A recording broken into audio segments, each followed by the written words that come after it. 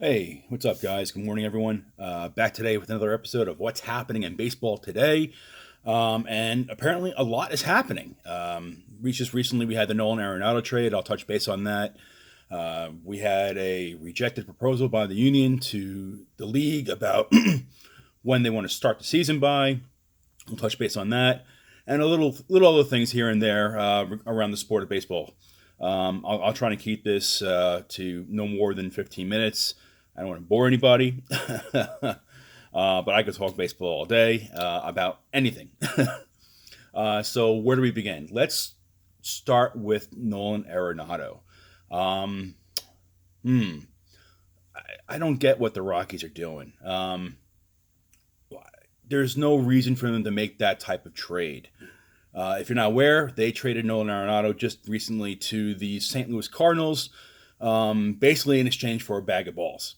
They got five very low end prospects back in return, and the Rockies ended up giving them $50 million in cash in the deal. So I mean, nothing screams more desperate than that. I guess they were desperate to get rid of him. Disgruntled player. And they, I understand there's a no trade clause, but I'm sure they could have gotten something else out of some value in an exchange for Nolan Arenado. First of all, he plays third base. If memory serves, the Cardinals have a pretty prominent top prospect in Nolan Gorman that plays third base.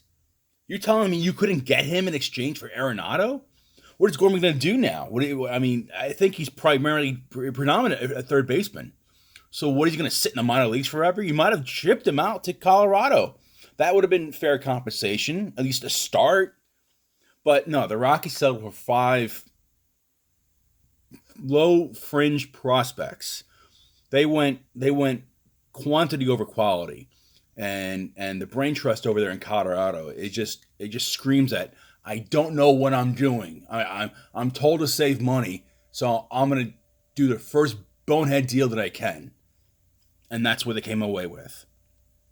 I think the GM and whoever's in charge of the brain trust over there, they just they have no clue. They're so out of touch with the game of baseball that they don't belong in that position. They just don't.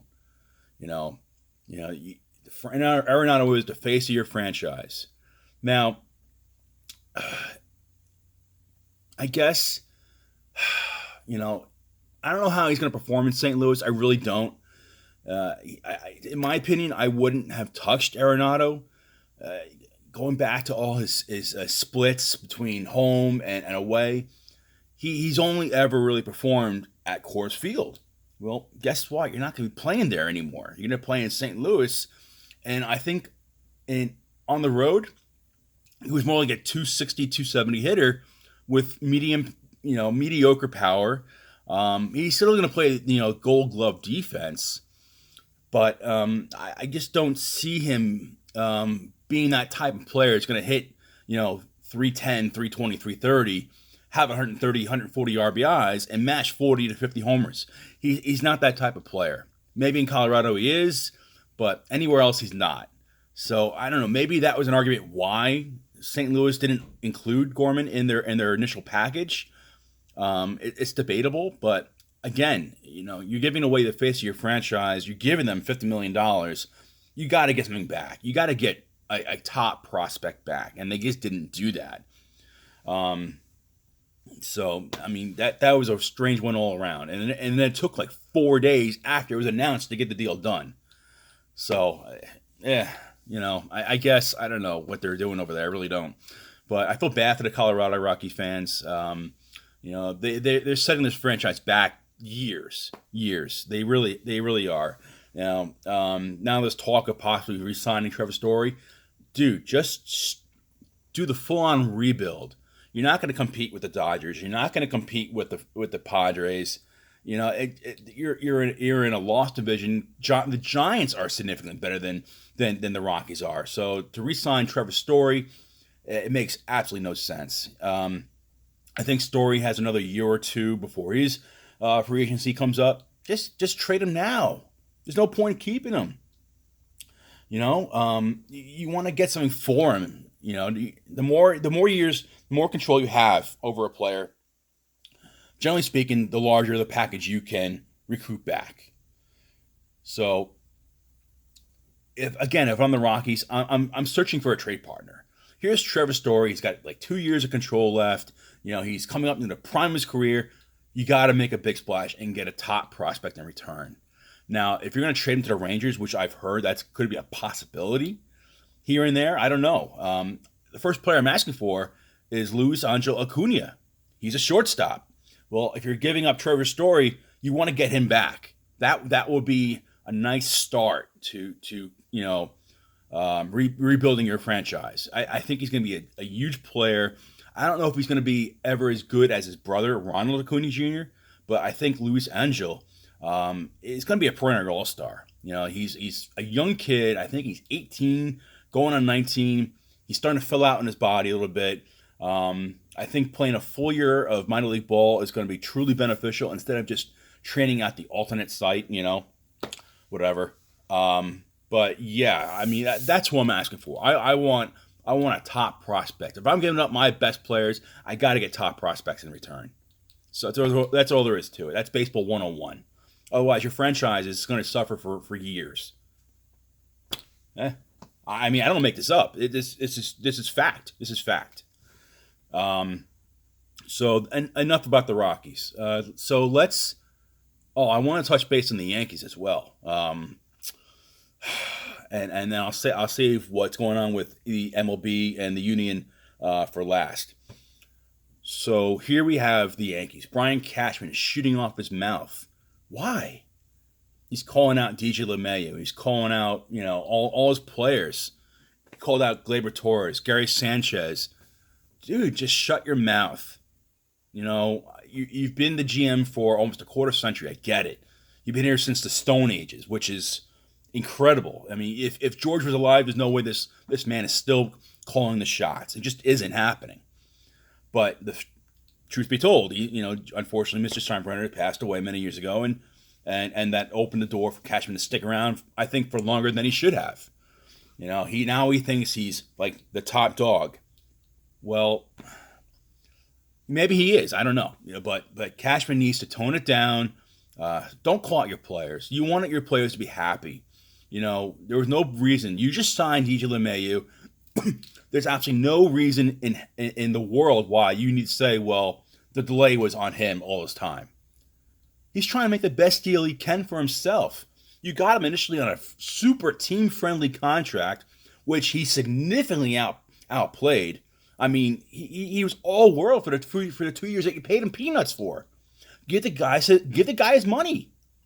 You're the freaking New York Yankees. I mean, I'm going back to that, but and then to call him out saying that the delay on signing was always his fault. Cashman, enough. You have to look in the mirror. You're not perfect. You've made a lot of bonehead moves. And I mean, Kei Igawa, anyone would remember him? You gave the guy like $50 million from Japan and never really pitched in the major leagues. I mean, when he did, he was a bust. I mean, a glorified goose egg, zero. I mean, there have been others. I can go on forever. But Cashman, you need to stop thinking of yourself all high and mighty. Let your players be happy. Let them play the game and be thankful that he resigned. That's it. That's all you need to do. Even Sanchez. Well, Sanchez recently came out and said, "Oh, I don't know why they benched me." Well, yeah, you do. Sanchez needs to call, shit up too, but Cashman doesn't need to add fuel to the fire. I mean, Sanchez essentially handed Cashman, a rope soaked in kerosene, and Cashman's like, yeah, I'll light it. Boom, here's your lighter, and boom, now we have a big story. Well, yeah, Sanchez, he knows why we didn't play him. He sucked, and he's got to prove himself. Otherwise, he's going to be gone too. Just stop it. The man is already fragile. He's already, a shell of his former self. I think the change of scenery for Sanchez is what he really needs. Let him go to a place and reestablish himself. Maybe to a smaller market where there's less media attention. And you know what? I'm sure that he would take that exhale, big breath, and he would put up 30, 40 homers and maybe play mediocre defense because he's never going to be a Gold Glover. Let's face it. He's never going to be a Gold Glover. In fact, in my opinion, he's a glorified DH. But that's neither here nor there. And he's still with the Yankees, so we'll see how that plays out this year. But I don't expect a lot from Gary this year. I really don't. And I feel bad for the guy. I like him. I never met him personally, but a friend of mine did. He signed some autographs at an away ballpark for his kids right there. He went up to him and just signed. So kudos to Gary Sanchez for doing that. But I really think he needs to go. I think he needs a fresh start somewhere else. And again, back to Cashman. If you ever see this video, just please stop calling out your players. Gleyber Torres, another one. The guy was an all-star for two consecutive years, putting up massive numbers. And just because maybe the second time of opening up spring training, he may not have been in the best of shape. Well, a lot of players weren't because of the stop and go aspect of what's going on. You can't expect to maintain your top physical form when you're not sure you're going to play baseball or not. I understand you need to keep yourself in shape, but also look in the playoffs. Gleyber came through in the playoffs. He had a horrible regular season, but you know what? He hit over 300 in the playoffs. That goes to the gamer. Leave him alone. He'll work on his defense. He'll pick it up. I think he just had a down year. Doesn't give you an excuse to call him out. All right, so enough with the Yankees. So let's touch base. I might go over 15 minutes. I'm sorry.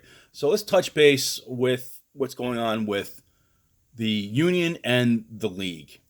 The union recently rejected a proposal by the league to delay the season, play 154 instead of 162, and still give full salaries for playing 154 instead of 162, and expanded playoffs and the universal DH.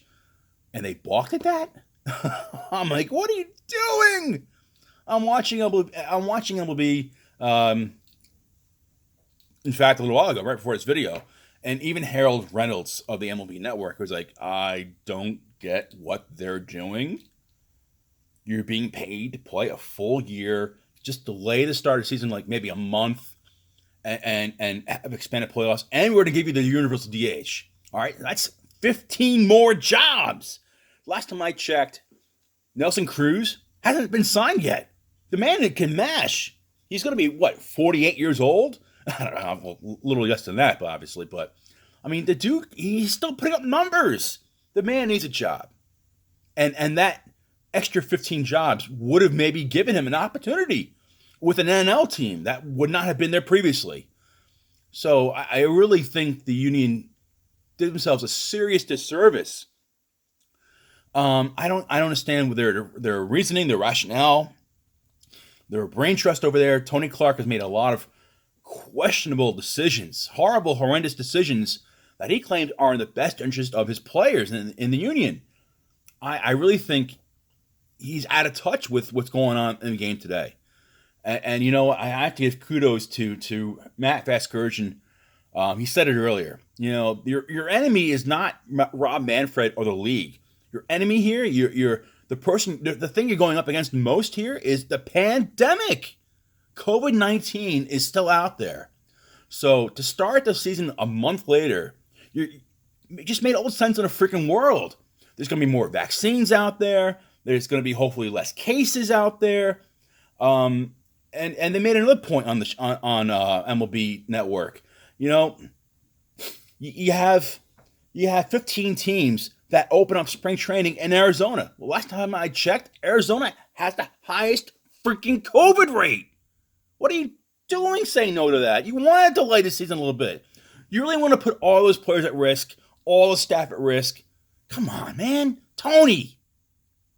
You didn't play football. You played baseball. You weren't a catcher. You were a first baseman. You weren't getting knocked around all over the place. Use your head, man. Just come on. And then to shoot it down without having sent over a counter proposal, man, the league has got to be like, what are they thinking over there? We actually gave them a sweet deal. We gave them this was I guess an analogy I can use, like an olive branch. This was an olive branch by the owners to the players, and the players literally bit the hand that's feeding them. You don't do that. Not in a multi-billion-dollar sport like baseball. I know you want to make a statement, for the next CBA, and that's what they're doing here. They're saying we're going to play hardball after this season with the CBA. So, based on this one decision, I think it has significant repercussions going forward.